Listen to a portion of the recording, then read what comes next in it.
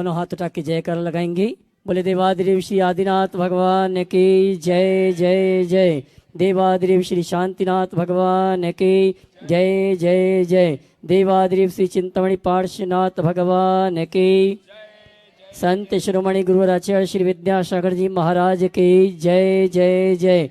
आचार्य श्री समय सागर जी महाराज की जय जय जय। गुणायतन पिता शंका समाधान भावना एक प्रवर्तक जन जन के संत प्रखर वक्ता परम पूज मुनि श्री प्रमाण सागर जी महाराज की जय जय जय। निर्यापक श्रमण मुनि श्री प्रसाद सागर जी महाराज की जय जय जय। मुनिवर शीतल सागर जी संधान सागर जी महाराज की। पंच कल्याणक प्रतिष्ठा महामहोत्सव की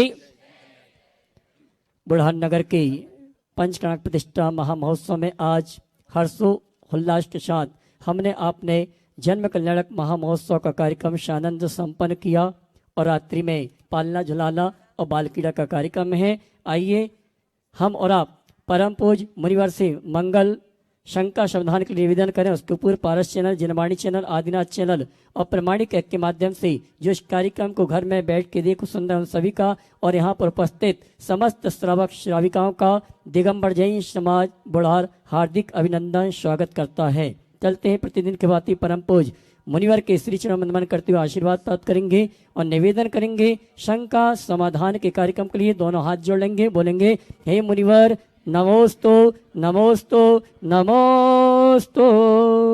और आइए बंधु, पंच कल्याणक प्रतिष्ठा महामहोत्सव में कल का दिन बहुत ही विशेष दिवस है। अभी हम 3 दिनों में गर्भ कल्याणक और जन्म कल्याणक के दृश्यों को देख चुके हैं, लेकिन कल वे परमात्मा जो इस धरा पर आए अवतरित हुए, जिनका हमने महोत्सव मनाया जन्म और गर्भ के रूप में, पालना बाल क्रीड़ा के रूप में, और कल इस पंच कल्याणक प्रतिष्ठा महामहोत्सव में 38 मुनि दीक्षाएं संपन्न होंगी। तो कल का वो बड़ा विशेष दिन है। पंच कल्याणक प्रतिष्ठा महोत्सव में तप कल्याणक है, दीक्षा महोत्सव है। 38 का निर्धारण क्यों कर रहे हो? उतने ही है। उससे ज्यादा भी हो सकती है। हाँ, ये भी ठीक है। महाराज श्री का कहना है 38 तो जन्म में ही, लेकिन उससे ज्यादा भी हो सकती है। तो कल विशेष दिन है। कल दोपहर में 12 बजे से राज दरबार प्रारंभ होगा, जहां पर आप भगवान आदिनाथ के संपूर्ण सांसारिक क्रियाओं को, विवाह आदि के संस्कार आदि और उनकी जो षटकर्म की व्यवस्थाएं आदि, वो सारे दृश्य आप देखेंगे दोपहर 2:30 बजे तक लगभग। और उसके बाद में पूज्य महाराज श्री मंच पर पहुंचेंगे और फिर वैराग के दृश्य आपके सामने उपस्थित होंगे। तो कल आप अपने समय को सुनिश्चित कीजिएगा, और जो लोग देश और दुनिया में चैनलों के माध्यम से इस कार्यक्रम को देख रहे हैं वे भी अपना समय सुनिश्चित करिएगा। प्रामाणिक ऐप के माध्यम से आप सारे दृश्यों को लाइव देख और सुन सकेंगे। दोनों हाथों को जोड़िएगा। हम चलते हैं पूज्यवर मुनि श्री संधान सागर जी महाराज जी के पावन श्री चरणों में शंका समाधान के इस दिव्य सत्र को आगे बढ़ाने के लिए नमोस्तु पूर्वक निवेदन। हे महाराज श्री नमोस्तु नमोस्तु नमोस्तु। आज तीर्थंकर के बालक के जन्म कल्याण का यह पावन प्रसंग, इस पावन वेदिका पर आज शंका समाधान का यह सत्र अपन सब चलते हैं गुरु चरणों में। और जैसे प्रभु ने हमें मार्ग बताया, वैसे ही गुरु के मुख से अपन मार्ग सुने। इसके लिए आज का ये शंका समाधान का सत्र में सबसे पहले मैं बुला रहा हूँ श्रीमती सुनीता जैन, हीरा कॉलोनी धनपुरी।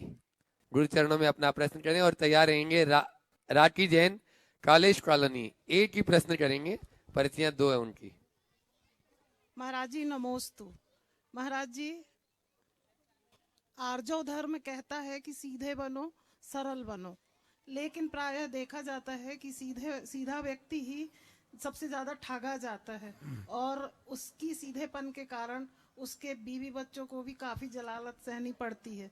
तो जीवन जीने के लिए क्या छल कपट या मायाचारी, चालाकी, चतुराई भी जरूरी है क्या, और कितनी? सीधे बनो, भोले न बनो। दिक्कत सीधे को नहीं होती, भोले को होती।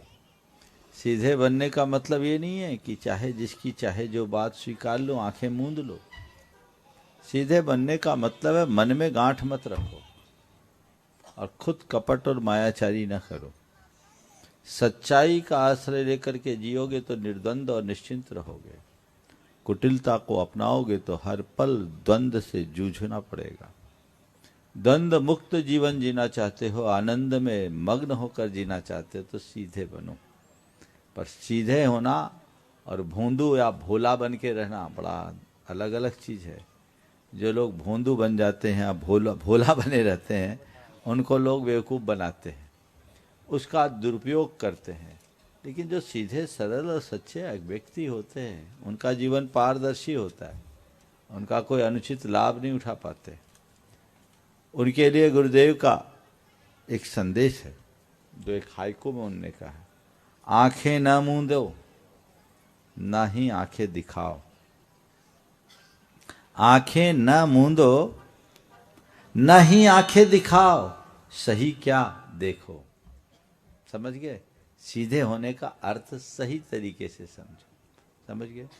एक बार मुझसे आपके ही सवाल को किसी ने दूसरे संदर्भ में पूछा कि महाराज जी, सीधा होना बहुत अच्छी बात नहीं, एक दोहा सुना, अधिक सरलता सही नहीं, अधिक सरलता सही नहीं, देखो विपिन मझार और सीधे बरवा कट गए, टेढ़े खड़े हजार। जब उनने बोला तो हमने कहा देखो भाई, हम तो इतना जानते हैं कि सीधे कट के भी फर्नीचर के काम में आते हैं, टेढ़े को तो बारा जाता है। सही बात है। समझ गए? टेढ़े को जलाया जाता है, वो जलावन के ही काम में आता है। इसलिए अपने जीवन को सच्चाई के पथ पर आगे बढ़ाए। नमस्ते। राखी जैन, कॉलेज कॉलोनी, बुढ़ार, गुरु चरणों में अपना प्रश्न करें और तैयार है अनुराग जी शास्त्री, बुढ़ार।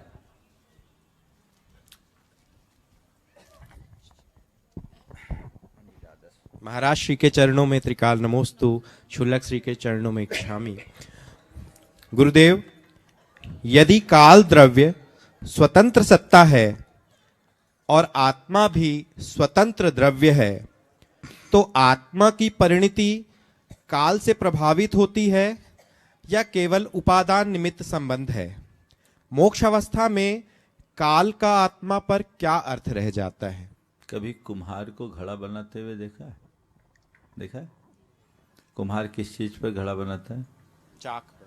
वो चाक किस पे घूमती है? धुरी पर। उसके नीचे कील होती है, कील, जो उसका एक्सेस होता है, उस पे घूमती है। वो कील खुद घूमती है क्या? वो तो स्थिर होती है। उसके ऊपर घूमता क्या है? चाक। घुमाता कौन है? कुम्हार। कील तो नहीं घुमाती, चाक को घुमाता है कुम्हार, पर चाक में खुद घूमने की योग्यता है तब घुमाता है।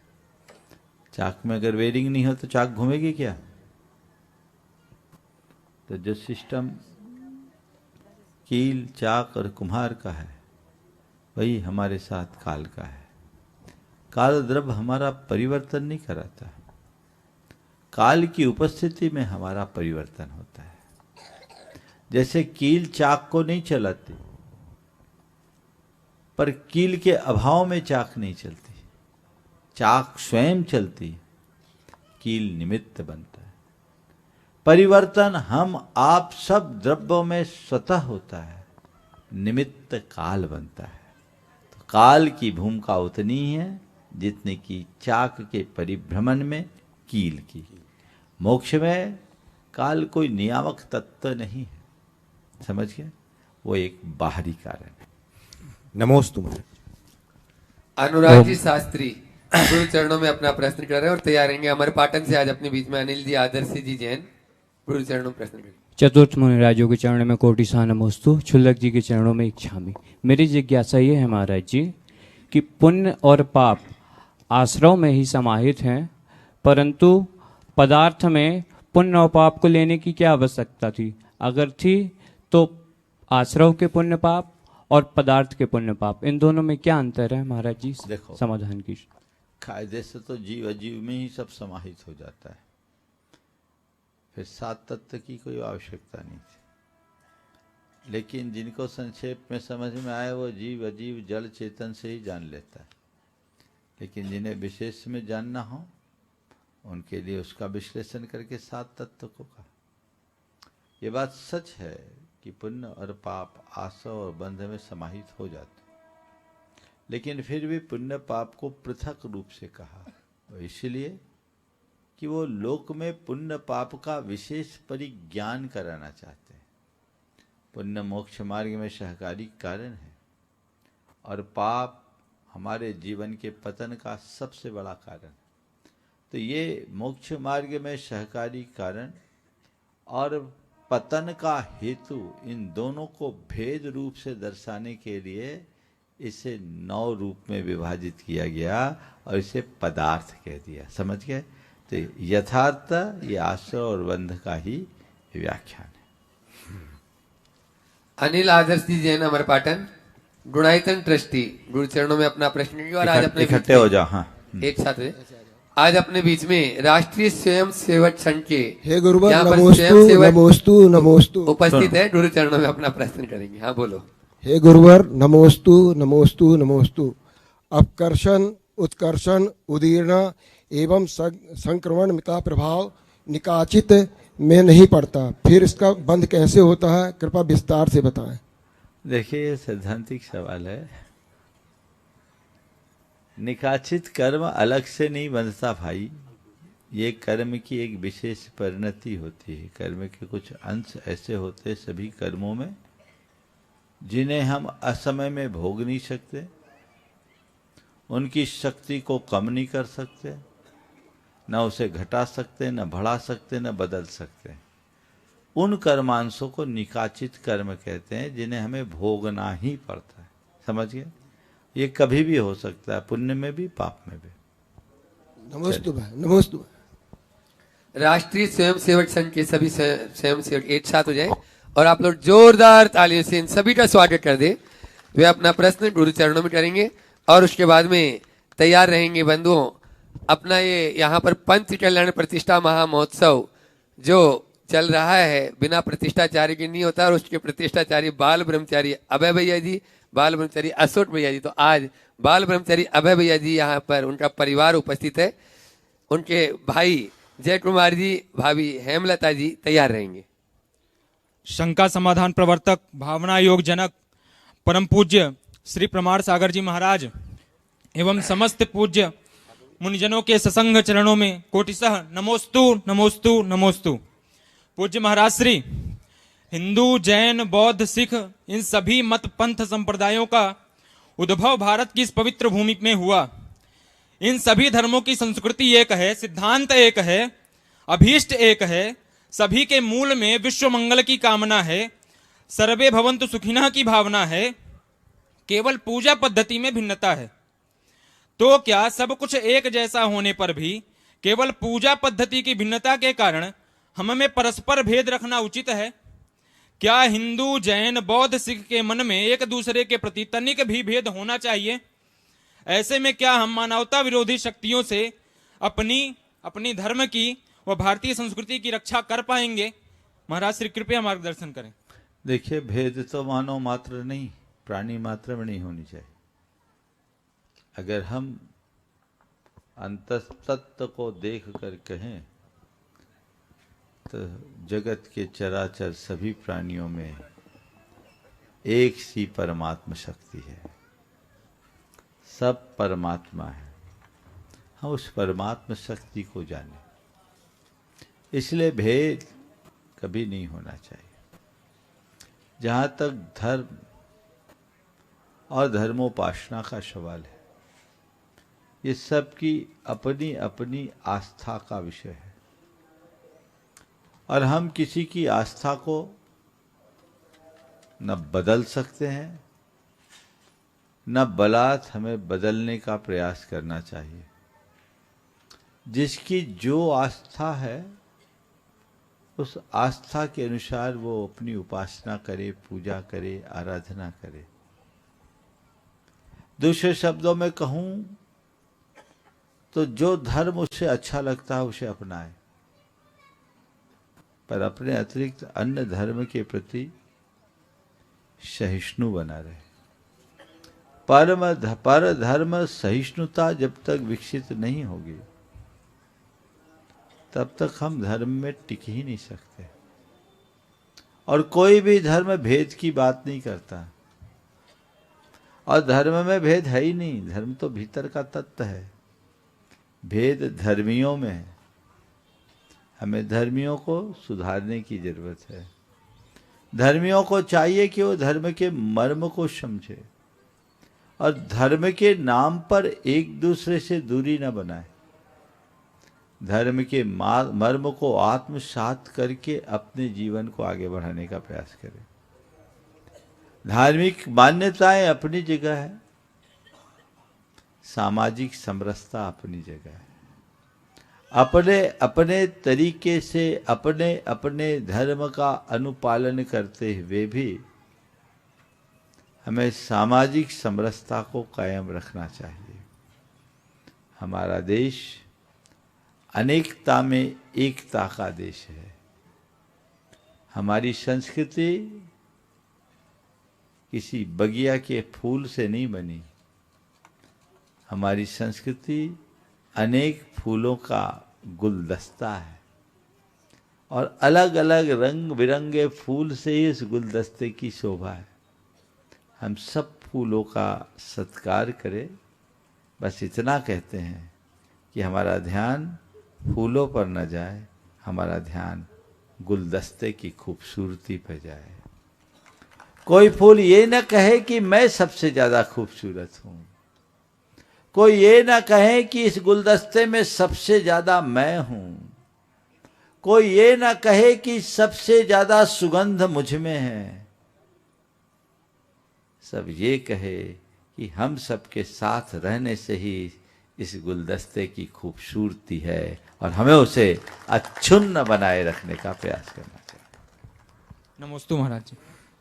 और मैं बुला रहा हूं बुढ़ार नगर में जो पंचकल्याण प्रतिष्ठा महामहोत्सव चल रहा है, उसमें जो नवीन जिनालय बन रहा है, उसमें धातु की 1 नहीं 2 नहीं 3 नहीं 9 प्रतिमा प्रदाता परिवार, बाल ब्रह्मचारी अभय भैया जी का परिवार, दादी परिवार मंडला, जोरदार तालियां। जय कुमार हेमलता जी जैन मंडला। और मैं चाहूंगा कमेटी उनका सम्मान करें। आप लोग तालियों में कंजूसनी, जोरदार तालियों से जय कुमार हेमलता परिवार का, दादी परिवार का मंडला। महिलाएं सम्मान के लिए चले जाएं। प्रथम नागरिक अपने बीच में शालिनी जी, वे भी पहुंच जाएं, उनका स्वागत अभिनंदन करेंगे। ब्रह्मचारी अभय भैया जी का परिवार गुरु चरणों में अपना प्रश्न भी वे करेंगे। हाँ, पहले सवाल कर लीजिए जब तक। संघ समाधान प्रणेता के प्रखर वक्ता 108 मुनि श्री प्रमाण सागर जी महाराज जी के चरणों में बारंबार नमोस्तु। निर्यापक मुनि श्री प्रसाद सागर जी, संधान सागर जी, शीतल सागर जी महाराज जी के चरणों में बारंबार नमोस्तु। क्षुल्लक श्री समाधान सागर जी महाराज जी के चरणों में बारंबार इच्छामी। गुरुवर, जैसे पंचकल्याणक में भगवान का तो कल्याणक हो गया और उनको मोक्ष भी प्राप्त हो गया, लेकिन हम भक्तों का कल्याण कैसे हो?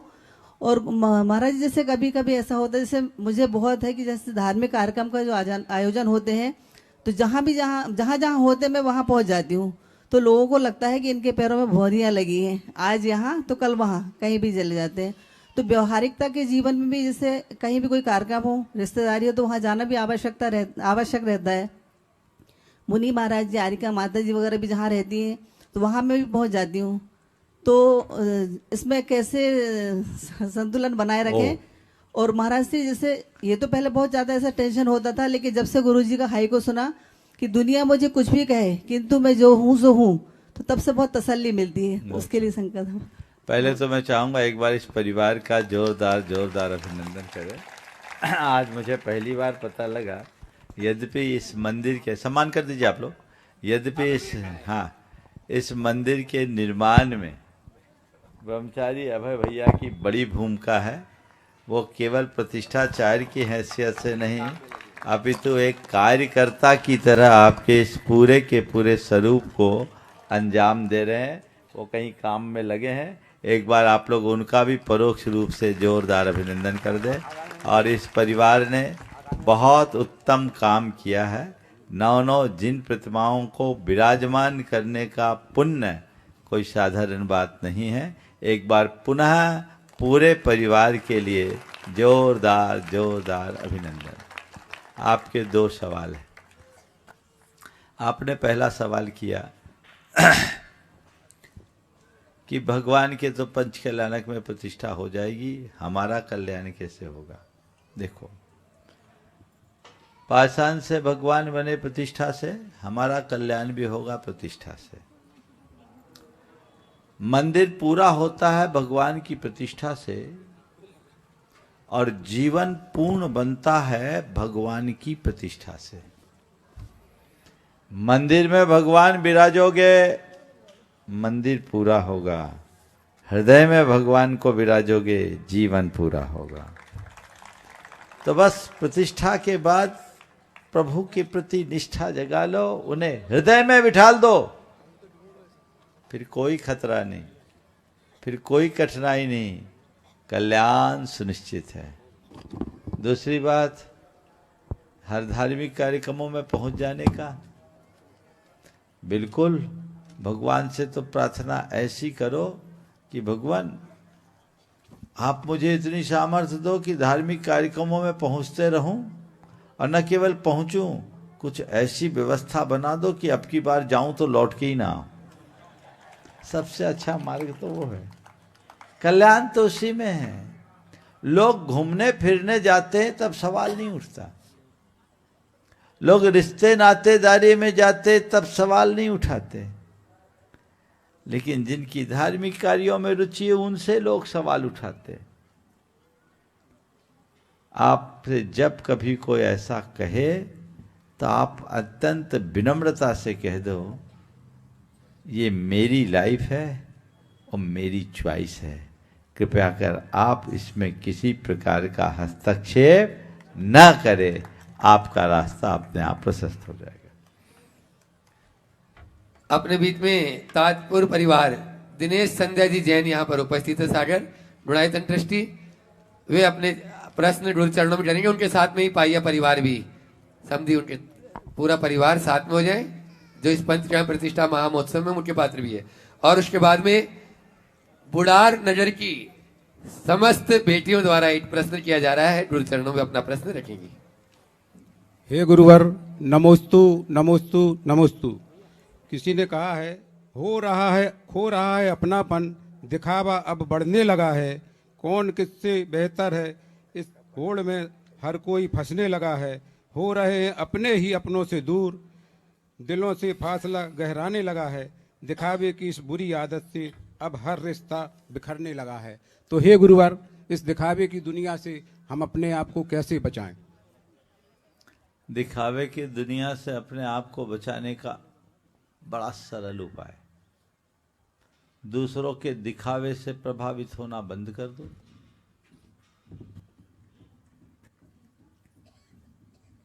तो तुम बच जाओगे और तुम्हारे लिए दिखावट खुद अर्थहीन लगने लगेगा। तो तुम्हारे जीवन में भी सारा दिखावटपना खत्म होगा और किसी के दिखावे के चकाचौंध से भी तुम बच पाओगे। दोनों स्थितियों को साथ लेकर के चलो। नमोस्तु गुरुवर, नमोस्तु। अगला, बुढ़ार नगर की समस्त बेटियां अपना प्रश्न गुरु चरणों में करें, और उसके बाद में तैयार रहेंगी पूनम सरावटी उमरिया। इतनी बेटियों में एक सवाल, काम चल जाएगा? हाँ, एक में हो जाएगा? डेली एक एक पूछेंगे। हाँ, फिर ठीक, कॉम्प्रोमाइज, अच्छा रास्ता निकाल। नमस्ते महाराज जी। महाराज जी, मेरा हम लोगों की शंका है कि हर कोई भी मांगलिक कार्य होता है बिना महिला के पूर्ण नहीं होता है। जैसे अपन पंच कल्याणा की देखें तो पहले घट यात्रा की शुरुआत महिलाओं द्वारा ही होती है, गर्भ की क्रिया महिलाएं करती हैं, मंगल कलश की स्थापना भी महिलाएं करती हैं। बिना महिला के पुरुष न सौधर्मित्र बन सकते हैं न पिता बन सकते हैं। कोई भी बड़ा पद या धार्मिक कार्य बिना महिलाओं के पुरुष नहीं कर सकते हैं। फिर नारी को विष बेल की संज्ञा क्यों दी गई है? देखो, मैं आपकी बात और जोर देता हूँ, महिला के बिना तो मनुष्य पैदा ही नहीं हो सकता जी। न कोई तीर्थंकरों का जन्म हुआ, न किसी हर महापुरुष प्राणी का हुआ। जन्म उनके द्वारा हुआ, इसलिए है। लेकिन मैं आपसे कहता हूँ, नारी को विषबेल कहा है, माँ को विषबेल नहीं कहा, बहन को विषबेल नहीं कहा, बेटी को विषबेल नहीं कहा। समझ गए जी। अगर नारी विष है तो उसमें लगने वाला जो फल है वो विषफल होगा। अगर नारी को विषबेल मानोगे तो पुरुष जाति को विषफल मानना पड़ेगा। विषबेल का आश्रय लेने से उतना खतरा नहीं है, पर विषफल का भक्षण करने वाला फिर कभी नहीं बचेगा, तो मामला तो बिल्कुल उलट जाएगा। इसलिए इसका प्रतीक आश्रय लो। यहाँ नारी का मतलब हमारे अंदर की वासना, हमारे मन की आकांक्षाएं, ये संसार की विषबेल है, समझ गए? उसे छोड़ो। मातृत्व को नहीं निषेध किया गया, नशीले नारी को नारायण की जननी कहा है, इसलिए बिल्कुल घबराने की जरूरत नहीं है। पूनम जी सराव जी, नमोस्तु महाराज जी, नमोस्तु। उमरिया गुरु चरणों में अपना प्रश्न और अविनाश जी प्रवक्ता विदिशा तैयार रहे। पूरा सरावगी परिवार एक साथ हो जाए, उन्हीं के साथ में, पूनम जी साथ में। नमोस्तु तो महाराज श्री वंदन। शालिनी जी भी साथ में हो जाए। मैं सरावगी परिवार से, हमारी मूल जड़ पुरुष लोग भी आ जाए सरावगी परिवार के। हाँ आ जाओ, बोलिए। नमस्तु तो महाराज श्री वंदन। मैं सरावगी परिवार से हूँ। हमारी मूल जड़ें जैन धर्म से हैं, लेकिन हम जैन धर्म से धीरे धीरे विमुख होते जा रहे हैं, वैष्णव धर्म का भी पालन कर रहे हैं। महाराज श्री, हम और हमारे आने वाली पीढ़ी जैन धर्म की ओर अग्रसर हो, कृपया आप हमारा मार्गदर्शन करें, प्रशस्त करें हमारी राह। देखिए, सबसे पहले तो मैं आप सबसे कहूँगा और आपके माध्यम से पूरे देश के लोगों को एक जानकारी देना चाहूँगा कि हमारे देश में दिगंबर जैन धर्म को फैलाने में सरावगी जैन बंधुओं का बहुत महत्वपूर्ण स्थान रहा है। सरावगी शब्द श्रावक से बना है। एक जमाने में जैन को जैन कहा ही नहीं जाता था, सरावगी कहा जाता था। कबीर आदि ने अपने साहित्य में जैनियों के लिए सरावगी लिखा। जैन समाज में विभिन्न जातियां हैं, 84 जातियों का शास्त्रीय प्रमाण मिलता है, जिसमें लगभग 32-34 जातियां अभी अपना अस्तित्व बनाए हुई है। उनमें अग्रवाल जाति भी है, जिनकी उत्पत्ति अग्रोहा से हुई। और आज जैनियों में सर्वाधिक संख्या यदि होगी तो अग्रवालों की है। पूरा उत्तर भारत अग्रवाल जैनों से भरा हुआ है। अग्रवाल जैनों में ही एक वर्ग ऐसा था जो गंगा जमुनी संस्कृति को लेकर के चलता था। इनमें जैन और वैष्णव दोनों मान्यताएं पलती थी। कुछ लोग जैन धर्म का पालन करते थे, कुछ लोग वैष्णव, दोनों अग्रवाल थे। तो जो श्रावक धर्म का पालन करते थे उनको बोला जाने लगा सरावगी, और जो श्रावक धर्म का पालन नहीं करते थे वो सामान्य अग्रवाल हुए। आप लोगों के नाम के साथ सरावगी लगने की वजह यही है। लोहाचार्य के काल से परिवर्तन हुआ। 2000 वर्ष से अधिक हो गए इसको। तब से आपके कुल में जैन धर्म की ज्योति जलते आ रही है। और इन अग्रवाल सरावगी बंधुओं ने, जैसा कि मैंने अभी कहा, जैन धर्म की उन्नति और प्रभावना में बहुत बड़ा योगदान दिया। आप सब सुनकर आश्चर्य करेंगे, जो इतनी आप लोग पूजाएं करते हैं और सिद्ध चक्र विधान जो संतलाल जैसे कवि के द्वारा रचित विधान है, भूधर दास, वृंदावन दास, ध्यानत राय आदि, ये ज्यादातर अग्रवाल कुल में उत्पन्न है, जिनसे आप रोज पूजा करते हैं। ये अग्रवाल जैन थे। मैंने अग्रवाल जैन समाज के इतिहास को बहुत गहराई से समझा है, पढ़ा है। तो मैं आप सबसे ये कहना चाहता हूं कि आप वापस मुख्य धारा से जुड़े। 2000 से अधिक वर्ष हो गए, जो ज्योति जल रही है उसे प्रज्वलित रखे। और समाज से भी मैं कहता हूं, इन्हें अपना साधर्मी बना करके चलो। समाज की लिस्ट में इनका नाम जुड़ना चाहिए। मुझे जानकारी मिली कि पहले जब आपके यहाँ का विमान निकलता था तो अभिषेक सरावगी परिवार के आंगन में ही होता था। जिस भी कारण से परंपरा विच्छिन्न हुई, कोई बात नहीं, अब हमें फिर से इन्हें अपने गले लगाने का प्रयास करना चाहिए, इनको स्वागत करना चाहिए। और आपके पूरे परिवार से मैं कहूँगा, मध्याह्न में मेरे कक्ष में भी आप लोग आए थे, आप लोग जुड़िए, रोज मंदिर आना शुरू कीजिए, नमोकार जपिए। आप लोगों के पुरखों ने बड़े बड़े मंदिर बनाए। आपके ही खानदान के नथमल जी सरावगी ने शहडोल का इतना भव्य जिनालय बनाया, बाजू में ही, कहने की क्या बात। ये समाज बड़ी उदार समाज रही है, संपन्न समाज रही है। पूरा पूर्वांचल सरावगी जैन समाज के द्वारा बहुत उपकृत रहा है और देश के अन्य भूभागों में भी आप लोगों का बड़ा योगदान रहा है। इस गौरव को फिर से जागृत कीजिए और आइए मुख्य धारा में जुड़िए। जब मैं कोलकाता में था, वहाँ 3000 सरावगी परिवार थे। गुरुदेव ने मुझे आशीर्वाद दिया, मैंने लोगों से बात किया, 300 वापस लौट कर आए। आप सुनकर आश्चर्य करेंगे, उनमें वे परिवार भी थे जिनने बेलगछिया जैसा विशाल भव्यतम मंदिर बनाया। कोलकाता के 8 पुराने जिनालय सरावगियों के द्वारा बनाए, बहुत ऊंचे भाव रखने वाले लोग। तब जो हो गया सो हो गया। मैं चाहूँगा जैन समाज बुढ़ार खड़े होकर के यहाँ सम्मति दे दे कि महाराज जी, हम लोग इनके साथ रहे हैं और आगे भी रहेंगे। समाज के अगर पदाधिकारी जितने भी प्रमुख हैं एक साथ खड़े हो जाए, सब आ जाए, जो भी समाज के जिम्मेदार लोग हैं। बहुत बढ़िया। हाँ, ये आप लोगों की जिम्मेदारी है, आज ही इनको सामाजिक सूची में रखें। जुड़े हुए हैं ना? हाँ,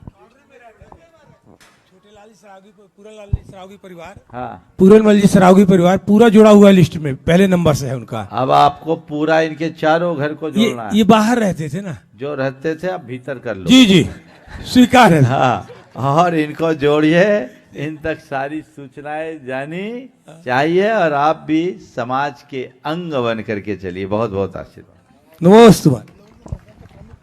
गुरुवर की वाणी को पत्र पत्रिकाओं के माध्यम से जन जन तक पहुंचाने में जो अपना विशेष सहयोग हमेशा देते हैं, अविनाश जी जैन प्रवक्ता विदिशा से अपने बीच में जोरदार तालियों से उनका भी स्वागत करते हुए अपना प्रश्न गुरु चरणों में करेंगे और उसके बाद में तैयार रहेंगे अरविंद जी मोदी, कालेश कॉलोनी।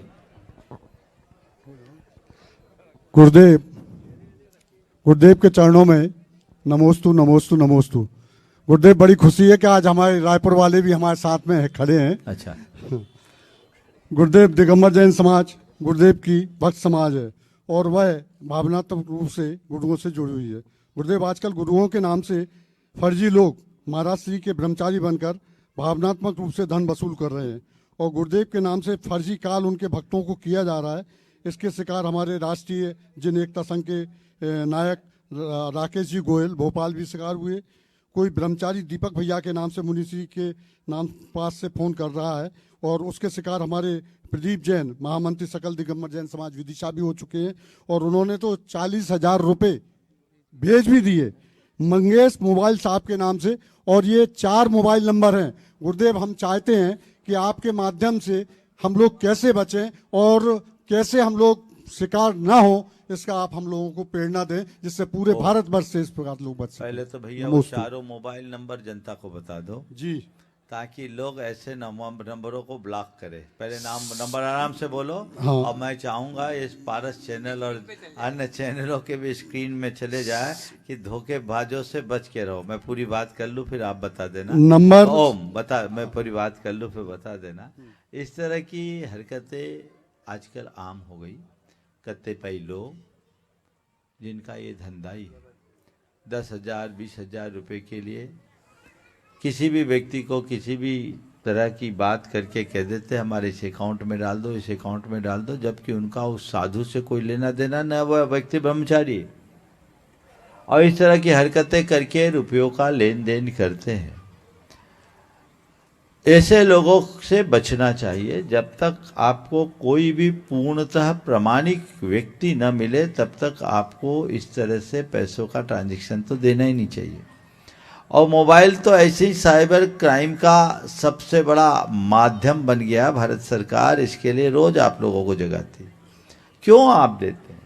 दीजिए मत। और अगर ऐसे व्यक्ति हैं तो उन्हें चिन्हित कीजिए, उन्हें किसी भी तरीके से कानूनी कार्यवाही के तहत पकड़वाइए। इस तरह का धोखा और छल धर्म के नाम पर बहुत बुरा है। अभी मैं जबलपुर में था तो जबलपुर में वहाँ के पंचायत के अध्यक्ष और महामंत्री के पास चला गया कि हमें साहित्य के लिए जो पैसा हमको दीजिए, जिससे उसका कोई लेना देना नहीं था। हालांकि उन लोगों ने तो समझदारी रखी, मंच से डिक्लेयर किया, लेकिन इसके बावजूद इस तरह के फ़ोन कई प्रमुख साधुओं के नाम पर आ रहे हैं। हाँ, कई प्रमुख साधुओं के नाम पर जिनके जिनके नंबर लोगों को मिलते हैं वो लोग करते हैं। तो पहले तो मैं आप सबसे कहूँगा कि अननोन कॉल को आप महत्व ही मत दीजिए, और कोई भी कॉल आए तो जब तक उसकी पूर्वापर तहकीकात न कर ले तब तक इस तरह की कार्यवाही न करे। आप 4 नंबर अभी घोषित कर दीजिए, लेकिन इस तरह के लोग तो 40 नंबर और पैदा कर सकते हैं। फिर भी जितना बने अवेयरनेस तो आना चाहिए। इस माध्यम से, आपके इस प्रश्न के माध्यम से मैं देश भर के लोगों को कहूँगा, बहुत लोग इस तरह का फ्रॉड कर रहे हैं। ये उनने अपना धंधा बना रखा है और धर्म भीरू जनता की भावनाओं का पूरी तरह दुरुपयोग हो रहा है। आपको सावधान होना है। कोई भी ऐसा कॉल आए आप उनको कोई तवज्जो न दें जब तक कि उसकी वास्तविकता की पूर्ण जानकारी आपको न मिले। आप नंबर अनाउंस कर दें। नंबर है 7880246550। ये दूसरा नंबर है 7886451732। तीसरा नंबर है 7049437316। चौथा नंबर है 8109847266। ये चारों प्रकार के नंबर जो है मैंने व्हाट्सएप पर भी इसका मैसेज पूरे भारतीय विद्यावाणी समूह और अन्य समूह के माध्यम से भेजा है। आप लोग इस सब सावधान रहें। और महाराज जी, मेरा तो ये कहना है कि आप इस प्रकार से धनराशि की वसूली आजकल जो है कुछ फर्जी लोग जाकर के मंदिरों के नाम से भी करते हैं। तो दिया बाबा, आप तो उनके चपेट में मत आओ। उनने तो अपना धंधा बना लिया। आपको सजग रहना होगा, समझ गए? कोई भी ट्रांजैक्शन के पहले मैं चाहूँगा इसके पहले कि दूसरा सवाल हो। प्रकाश जी भी चूंकि खड़े ही हो गए हैं, एक बार आज अपने बीच में आज भारत चैनल के डायरेक्टर प्रकाश जी मोदी, आप सब जानते हैं। एक बार जोरदार तालियों से उनका स्वागत करें और कमेटी वहीं पर चले जाए, पूरी कमेटी टीम पहुंच जाए वहां पर और उनका स्वागत करेंगे। और साथ में नरेंद्र जी गुरु कृपा छत्तीसगढ़ से अपने बीच में, और साथ में राजेश जी रज्जन वे भी यहाँ पर उपस्थित है। उनका भी आप तालियों के साथ में स्वागत करें। कमेटी वहीं पर। हाँ, रायपुर नरेंद्र जैन गुरु कृपा रायपुर अपने बीच में, राजेश जी रज्जन, प्रकाश जी मोदी और अविनाश जी प्रवक्ता, उनके साथ में अविनाश जी वजह, उनका भी स्वागत अभिनंदन। पूरी कमेटी यहाँ पर कर रही है और वे अपना प्रश्न भी गुरु चरणों में करेंगे। उसके बाद अपन चलेंगे मंच पर मंचासीनाथ अपने निर्यापक श्रमण मुनि श्री ईश्वर प्रसाद सागर जी महाराज चरणों में। वे अपने परम पूज्य प्रमाण सागर जी महाराज के चरणों में सतत नमन करता हूँ, नमोस्तु करता हूँ। निर्यापक प्रसाद सागर जी महाराज के चरणों में नमोस्तु करता हूँ। परम पूज्य मुनि संधान सागर जी महाराज के चरणों में नमोस्तु करता हूँ और छुल्लक जी के चरणों में इच्छामी करते हुए अपनी बात प्रारंभ करता हूँ। गुरुदेव, आज हर परिवार में प्रायः देखा जा रहा है कि एक बच्चे या 2 बच्चे होते हैं और वे बच्चे आज माँ बाप को भी क्या हो गया, हर बच्चे चाह रहे हैं कि ज़्यादा से ज़्यादा बड़ी से बड़ी पढ़ाई कराई जाए, उसे पूना, हैदराबाद, बेंगलोर भेजते हैं कि बच्चा वहाँ जा कर के पढ़ लिख करके आए। लेकिन वो आज एक ऐसी परिस्थितियों का निर्माण हो गया है कि वो बच्चा वहाँ पढ़ने जाता जरूर है, लेकिन पढ़ने के बाद वो घर आता है तो घर का नहीं रह पाता है। और वो जिस भी, चाहे वो डॉक्टर हो, चाहे वो अपना सीए बना हो, या जो भी उसने कोर्स किया हो, उस कोर्स के बाद वो अपनी जीवन संगनी ये सोचता है कि मेरी जीवन संगनी अगर बने तो डॉक्टर ही बने, भले वो किसी भी जाति की हो। तो इस प्रकार की बहुत सी समस्याएं हो रही हैं और लोग अपने बच्चों को बोलते हैं कि मेरा बच्चा आज अमेरिका में है, न्यूयॉर्क में है, कनाडा में है, श्रीलंका में है, लंदन में है और आज उसका 10 करोड़ का पैकेज है, 20 करोड़ का पैकेज है, 12 करोड़ का पैकेज है, 15 करोड़ का पैकेज है। उस पैसे की अंधी दौड़ में आज आदमी बढ़ते जा रहा है, बच्चों के भी संस्कार विहीन होते जा रहे हैं। और आज ऐसी ऐसी घटनाएं टीवी के माध्यम से, पेपर के माध्यम से सुनने को मिल रही हैं कि आज ऑनलाइन बच्चों का के द्वारा बोले कि मुझे समय नहीं है, ऑनलाइन में अग्नि प्रज्वलित कर दे रहा हूं, माता पिता की डेथ हो गई है तो ऑनलाइन अग्नि प्रज्वलित हो रही है, मैं पैसे भेज दे रहा हूं, आप संस्कार कर देना। एडवांस बुकिंग भी होने लगा आजकल कि मतलब जब भी मैं मरूंगा तो उसकी एडवांस बुकिंग कर दी जाती है कि सारा कार्यक्रम करना है, उसका पैसा पहले भेज दिया जाता है। तो ये जो माता पिता भी संस्कार विहीन हो रहे हैं मेरी दृष्टिकोण में, और बच्चे तो हो ही रहे हैं संस्कार विहीन, धर्म से भी दूर हो रहे हैं और माता पिता से भी दूर हो रहे हैं। लोग अपनी पीड़ा बता नहीं पा रहे हैं, लेकिन ये बहुत बड़ी पीड़ा है। आपके माध्यम से जगत का, जन जन का कल्याण हुआ है और इस शंका समाधान के माध्यम से पूरा जैन जगत ही नहीं, पूरा भारतवर्ष ही नहीं, संपूर्ण विश्व लाभान्वित हो रहा है। और ये पारस चैनल का सबसे ज्यादा टीआरपी वाला प्रोग्राम है। करोड़ों लोग, हम कहते हैं जरूर है कि 45 लाख जैन हैं, लेकिन करोड़ों लोग हर जाति वर्ग के इस प्रोग्राम को देखते हैं। आपके इस माध्यम से बहुतों का जीवन सुधरेगा, युवाओं में क्रांति आएगी, माता पिता को कुछ समझ आएगी। आज इस पर आप विस्तृत रूप से प्रकाश डालें। आज मैंने हमारा चैनल का समय भी 10 मिनट से ज्यादा और बढ़वा दिया है गुरुदेव, शंका समाधान का, तो कृपया इसका निश्चित ही आज आप समाधान करने का प्रयास करें जिससे पूरा विश्व लाभान्वित हो सके। नमोस्तु नमोस्तु नमोस्तु भगवान। पहले तो मैं चाहूंगा एक बार प्रकाश जी और उनकी पूरी टीम का जोरदार अभिनंदन कर दे। उनके साथ गुरु कृपा परिवार वाले, क्या नाम, नरेंद्र जी और राजेश भाई भी हैं। नरेंद्र जी भी बड़े उदार चित्त गुरु भक्त हैं, हर कार्य में सहयोगी रहे। चंद्रगिरी के प्रतिभा स्थली के निर्माण में उनकी बहुत बड़ी भूमिका है। आप सभी इन अतिथियों का एक बार जोरदार अभिनंदन कर दें। आपने जो सवाल किया, हो गया अभिनंदन?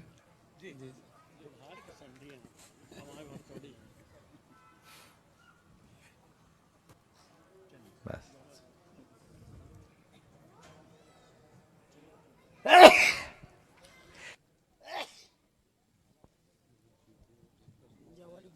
आपने जो सवाल किया है, ये सवाल नहीं,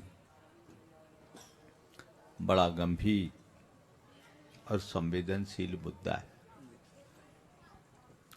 मुझे किसी ने बताया कि आज से कुछ दिन पहले किसी सांसद महोदय ने लोकसभा में भी ये सवाल उठाया। सही है? सही बात। मुझे नहीं मालूम उसके बाद सांसद में इसके विरुद्ध क्या, इसके संदर्भ में क्या कार्यवाही हुई, लेकिन जितनी बातें मुझे बताई गई, मुझे लगा कि ये इस युग की कैसी विडंबना है कि जिस देश ने वसुधैव कुटुंबकम का संदेश दिया, आज उसी देश में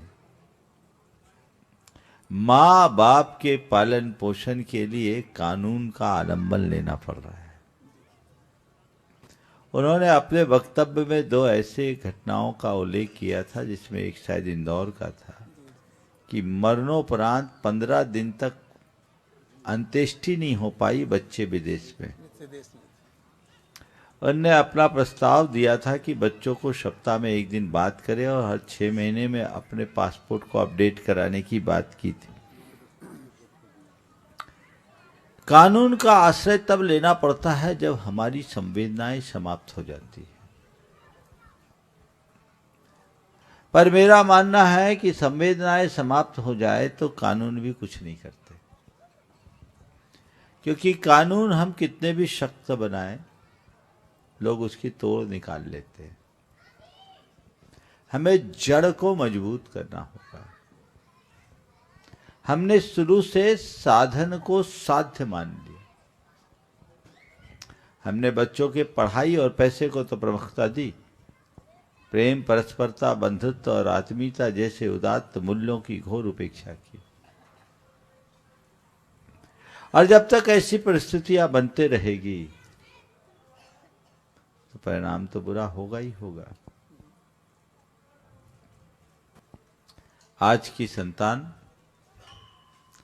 अपने अपने परिवार में अपने बीवी बच्चों के अतिरिक्त और किसी की ये देखना नहीं चाहते। और अब तो धीरे धीरे बीवी बच्चों से भी लोग विमुख होने लगे हैं, पूरी तरह आत्म केंद्रित होते जा रहे हैं। अब लोग विवाह से भी विमुख हो रहे हैं। ये बड़ी विडंबना है। ये हमारी सामाजिक व्यवस्थाओं को छिन्न भिन्न कर देने वाली। हमें ऐसी अव्यवस्था के शिकार होने से समाज को बचाना चाहिए। एक व्यक्ति अपने पिता को वृद्धाश्रम छोड़ने गया। जैसे ही वो वृद्धाश्रम गया, वृद्धाश्रम के संचालक ने उनसे बड़ी आत्मीयता से बात किया और दोनों की परस्पर वार्ता कुछ ऐसी हुई मानो ये लोग एक दूसरे को वर्षों से जानते हैं। लड़के को बड़ा आश्चर्य हुआ। उसने कहा, अंकल आप मेरे पापा को जानते हैं? बोले हाँ, आज से नहीं 40 वर्षों से जानता। आज से 40 वर्ष पूर्व में एक अनाथ आश्रम भी चलाता था और मैं इन्हें जानता हूं कि आज से 40 वर्ष पहले ये मेरे अनाथ आश्रम से एक बच्चे को लेकर गए थे।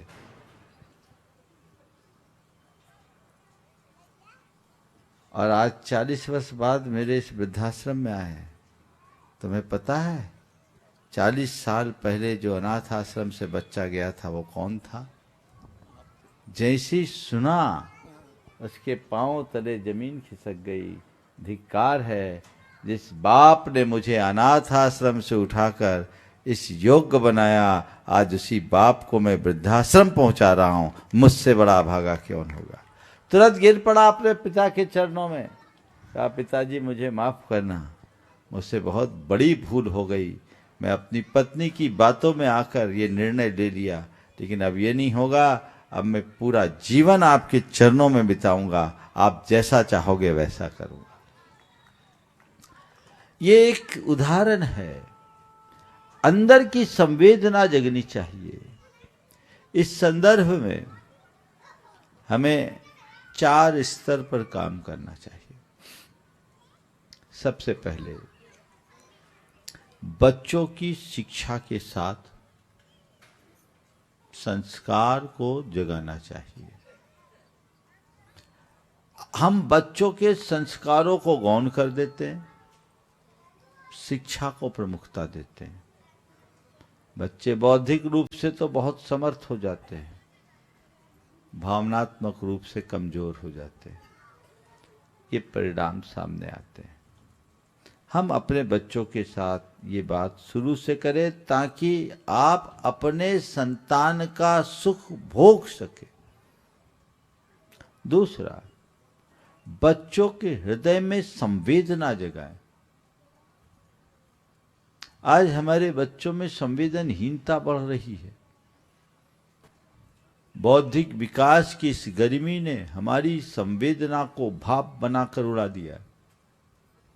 लोग अंदर से बड़े निष्ठुर होते जा रहे हैं और इसी कारण आज लोग इस तरह की हरकतें करने लगे। आपने बोला कि अब मरणोपरांत संस्कार की भी एडवांस बुकिंग, यानी वो यही ताक रहे कब निपटे।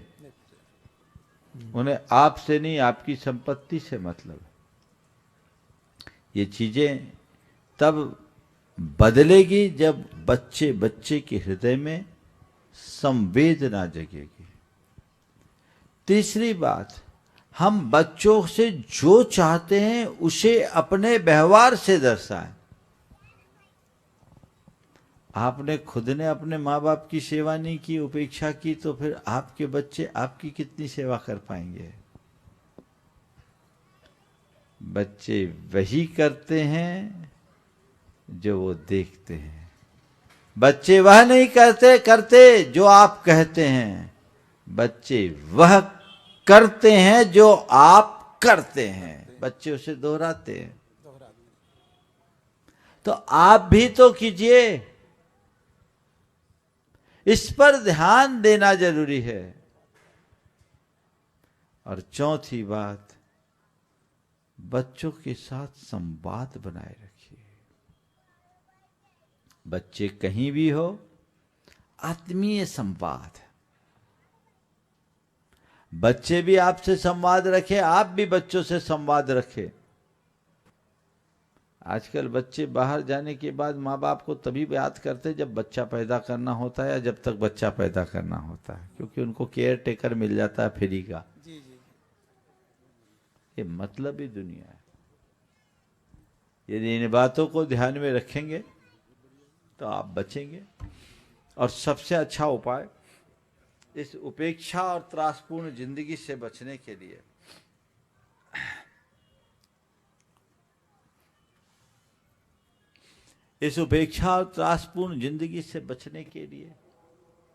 सबसे अच्छा उपाय है शास्त्रीय आदर्शों को आत्मसात करना। बच्चों को बड़ा करो, पढ़ा लिखा कर पांवों पे खड़ा करो और खुद आत्म कल्याण के मार्ग में लग जाओ।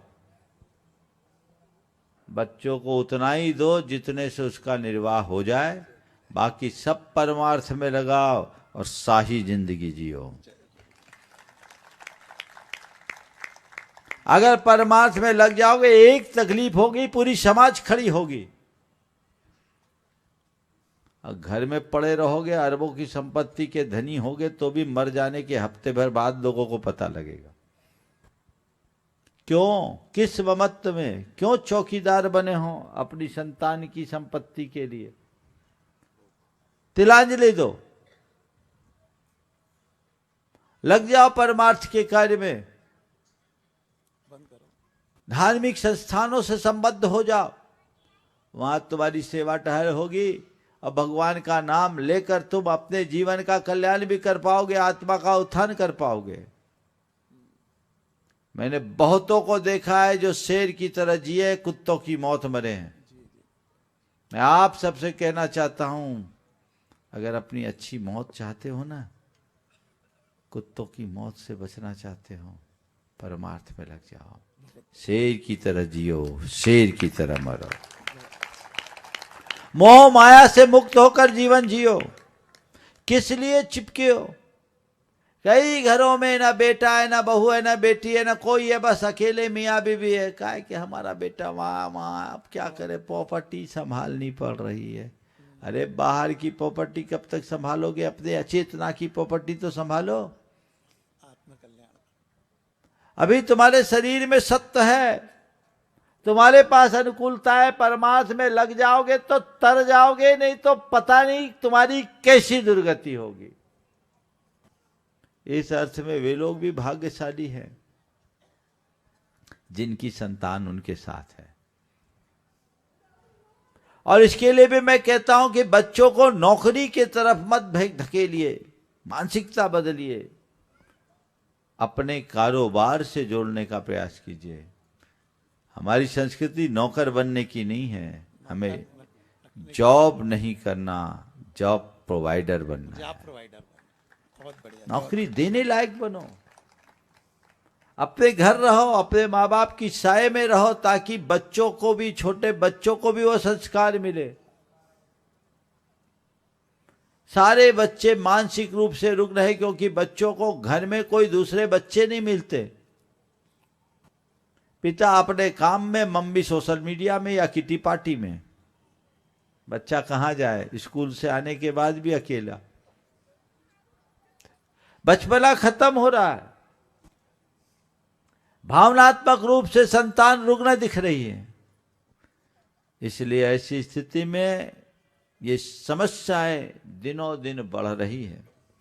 मैं मानता हूं कि हम इस विषय में कितना भी बोले, ये चीजें और विकराल होगी। अभी तो जैन जी आई है, अल्फा और बेटा को जवान होने दो। और नाच नचाएंगे। अल्फा जनरेशन और बीटा जनरेशन जब आगे बढ़ेगी तो और विकराल रूप होगा। 25 साल बाद की स्थिति देखना, सामाजिक परिवर्तन कितना बड़ा सामाजिक परिवर्तन होता है। तो उसके पहले अपनी दिशा मोड़ लो, वानप्रस्थी बनो, परमार्थ के मार्ग में लग जाओगे तो जीवन संवर जाएगा, तर जाएगा, नहीं तो पता नहीं तुम्हारा कितना बुरा हाल होगा। इसलिए इन सब बातों को देख करके चलना चाहिए। यद्यपि चैनल ने 10 मिनट बढ़ा दिया, हमारे पास समय नहीं है, इसलिए अगर समय हो गया है तो यहीं पर विराम। एक रायपुर वालों का सवाल दे दो। नहीं, निश्चित ही गुरुदेव, आज आपने इस शंका का समाधान इतने सरल शब्दों में दिया है कि लोगों के दिल में एक झनकार उठी है। ये अग्नि जो प्रज्वलित आज आपके मुखारबिंद से हुई है, निश्चित ही लौ बन करके इन युवाओं का और इस परिवार का कल्याण करेगी। इन्हीं भावनाओं के साथ पुनः आपके चरणों में नमोस्तु करके अपनी बात खराब करता हूँ। हाँ, रायपुर से जी, संजय भी अपना प्रश्न कर रहे हैं। हाँ, राजेश जी, और नमोस्तु उसके बाद भगवान, में नमोस्तु भगवान। परम पूज्य प्रसाद सागर जी महाराज के चरणों में निवेदन। मंच पे विराजमान सभी चारित आत्माओं को प्रणाम करता हूँ, नमोस्तु करता हूँ। पूज्य गुरुदेव, आप 2 बार या दूसरी बार है आप छत्तीसगढ़ को छू कर जा रहे हैं, और हम सभी का यह निवेदन है कि छत्तीसगढ़ की धर्मधरा आपकी इस जिनवाणी का रसपान कब कर पाएगी, आपके चरण रज कब पड़ेंगे, यह कुछ भविष्य में दिख रहा हो तो बताने की कृपा करें। नमोस्तु भगवान। मैं भविष्य दृष्टा तो नहीं, लेकिन हम हमेशा शुभ दृष्टि रखते हैं, और छत्तीसगढ़ के लोगों को भी मैं ये कहूंगा कि शुभ दृष्टि रखिए, और एक सूत्र अपना लीजिए कि जो होता है अच्छे के लिए होता है। एक कहावत है, देर आयद दुरुस्त आयद। मुझे लगता है, अभी मुझसे कहा गया महाराज जी आप आए और एकदम ऐसा कार्यक्रम बन गया है, तो कुछ गड़बड़ सा लग रहा है। हमने कहा भाई छत्तीसगढ़ में 2-4 दिन से तो काम बनेगा नहीं। जय हो, जय हो। छत्तीसगढ़ के लिए जब भी हो पूरा पैकेज ही देना पड़ेगा। जय हो। अब वो पैकेज कब तक तैयार होता है आप लोग भावना भाइये। मैं तो मानता हूं जब आपके पुण्य का पैकेज तैयार होगा तो वो पैकेज भी आ जाएगा। निराश न हो, आप यही सकारात्मक रूप से देखिए कि महाराज जी कम से कम छत्तीसगढ़ में आ तो गए। जय हो। एक क्षेत्र में हलचल हो तो दूसरा क्षेत्र कहीं न कहीं प्रभावित होता ही है। निश्चित भावनाएं सबकी है, और छत्तीसगढ़ तो जाना ही है। गुरुदेव के चरण की वंदना तो हमारा लक्ष्य है ही। अब कब समय आता है वे कह नहीं सकता, लेकिन निश्चित रहे। नमस्ते। परम पूज्य महाराज श्री चरणों में निवेदन है। नमस्ते महाराज जी। कुछ लोग जन्म लेते हैं धन कमाने के लिए, कुछ लोग जन्म लेते हैं धन कमाने के लिए, कुछ लोग जन्म लेते हैं जमाने के लिए, कुछ लोग जन्म लेते हैं आबादी बढ़ाने के लिए, और कुछ लोग जन्म लेते हैं मोक्ष जाने के लिए। आज बुढ़ार में जन्म कल्याणक उस महान आत्मा का हुआ, अच्छा जीवन मिला उनके लिए, जीवन साथी भी मिला, जीवन की शैली भी मिली, पर ऐसा क्या हुआ कि सौधर्म इंद्र को एक और निराशा की व्यवस्था कल करनी पड़ेगी उनके लिए, जबकि वह तो जो जीव परमात्मा आया था सर्वा सिद्धि से आए, वहाँ जीवन साथी नहीं थे, पर जीवन और जीवन शैली सब थी। तो ऐसा क्या हुआ कि उनको एक और निराशा की व्यवस्था सौधर्म इंद्र को करनी पड़ी महाराज श्री। बहुत अच्छा। कुछ लोग जन्म लेते हैं जमाने के धन कमाने के लिए, कुछ धन जन्म लेते हैं जमाने के लिए, कुछ जन्म लेते हैं आबादी बढ़ाने मोक्ष पाने के लिए। मैं आपको आपके ही सवाल का उत्तर एक लाइन जोड़ कर देना चाहता हूं। कुछ कुछ लोगों को आना पड़ता है जगाने के लिए। नीलांजना को आना पड़ा जगाने के लिए। जब जन्म लेके सो जाते हैं तो जगाने के लिए ऐसा करना पड़ता है। 83 लाख पूर्व बीत गए, सौदरबिंद का बब्बा तो यहीं अटके हैं, क्या होगा? जनता का काम कैसे होगा? कोई ना कोई तरकीब निकालना पड़ेगा। तो जगाने के लिए भी हमें कभी कभी आना होता है। तो बस मैं आपकी पंक्ति को थोड़ा संशोधित करता हूं। लोग जन्म लेते हैं धन कमाने के लिए, लोग जन्म लेते हैं धन कमाने के लिए, लोग जन्म लेते हैं जमाने के लिए, लोग जन्म लेते हैं आबादी बढ़ाने के लिए, पर तीर्थंकर जन्म लेते हैं जनता को जगाने के लिए। समय हो गया, यहीं पर विराम। बोलिए अहिंसा परमो धर्म की। परम पूज्य मुनि श्री 108 प्रमाण सागर जी महाराज की